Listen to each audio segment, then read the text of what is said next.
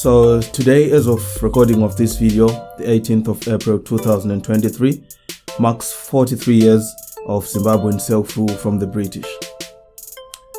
This is supposed to be a very joyous day, a day of celebration, a day of remembrance, remembering all the heroes and all those who fought for this freedom that we are supposed to have.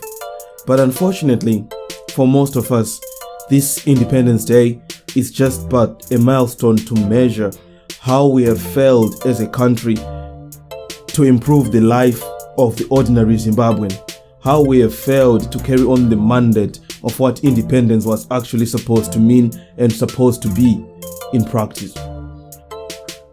I certainly feel that it is important that we are free from the rule of the white people, we are free from the rule of the white men, and the Africans are in control of their own country. But unfortunately, it's not all Africans that are enjoying the fruits of this so-called independence.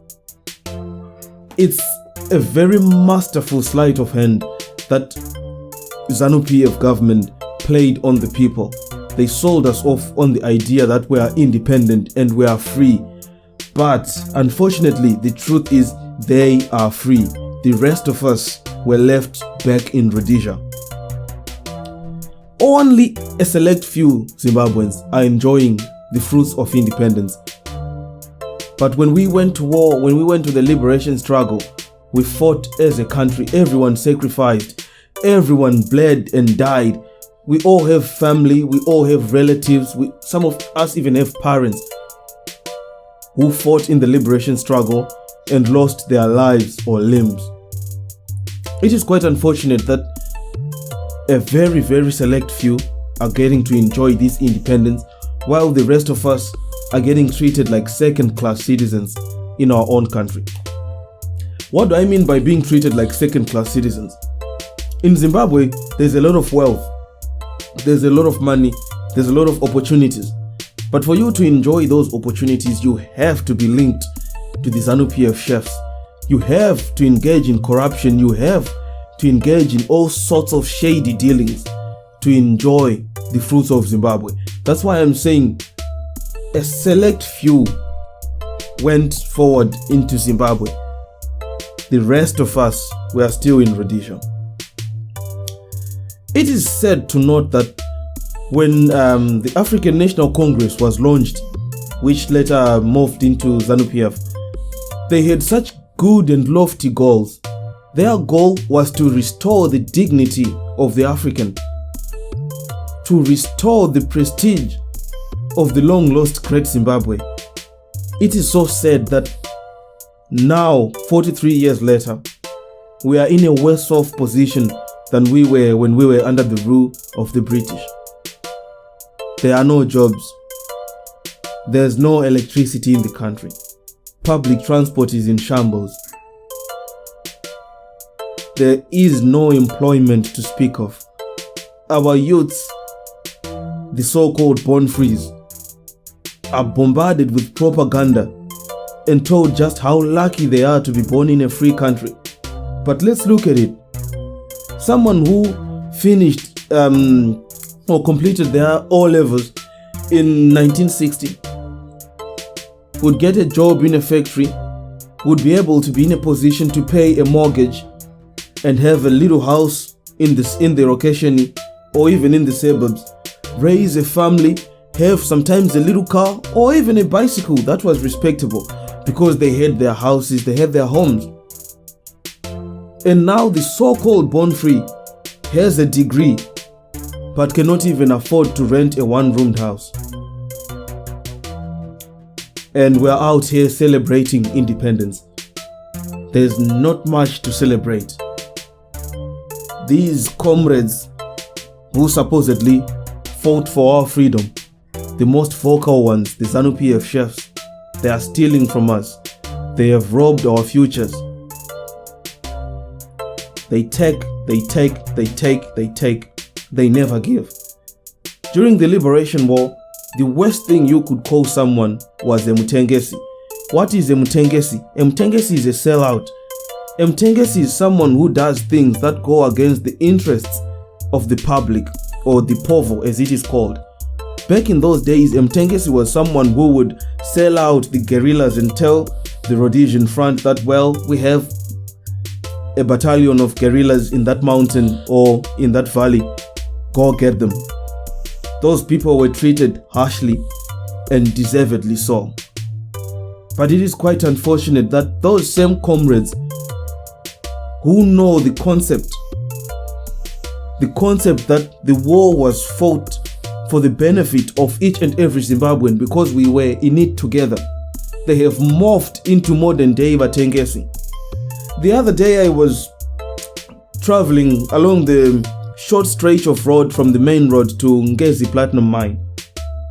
I came across no less than 8 road trains full of platinum ore.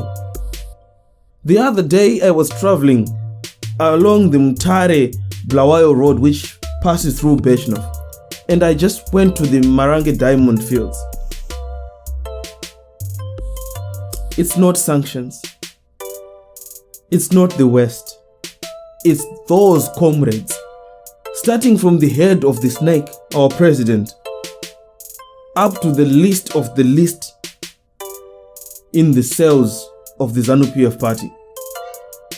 They are doing a great job of leaving us high and dry, and then they have the gall to tell us that we should be celebrating this Independence Day. There is nothing to celebrate. The struggle continues.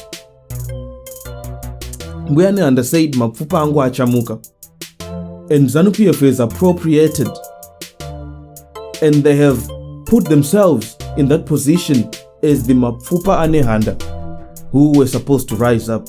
But looking at their track record, 43 years is long enough to see someone's intentions.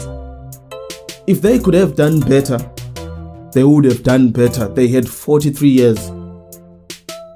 But in those 43 years, there's nothing to admire. Just decline, and even more decline. Most of us are scattered around the world. South Africa, Europe, the Americas. We must be quite ashamed to go to these lands, these foreign countries.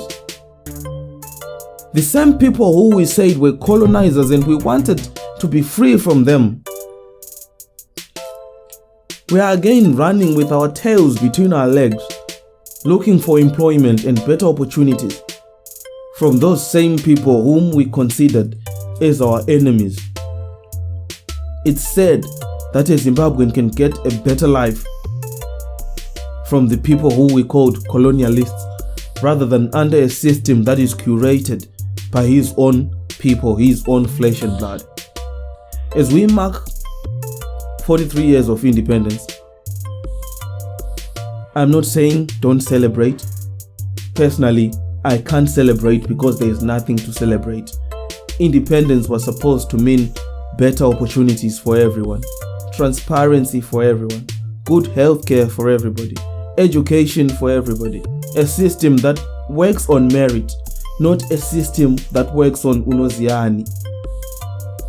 We have a long way to go. Mbuyane under fought a struggle. Zanu PF fought their struggle and got corrupted.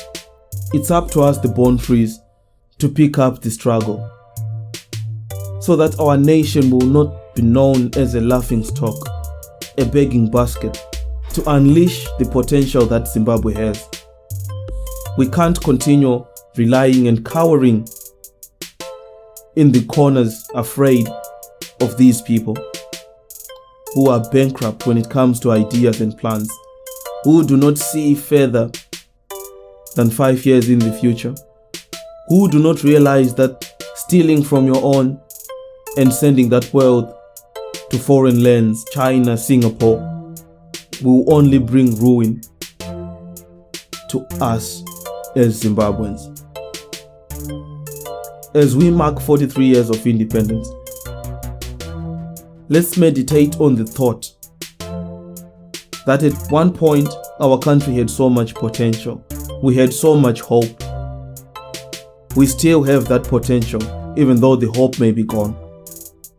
It is time for us as born frees to take stock and think, how do we rectify these ancient wrongs?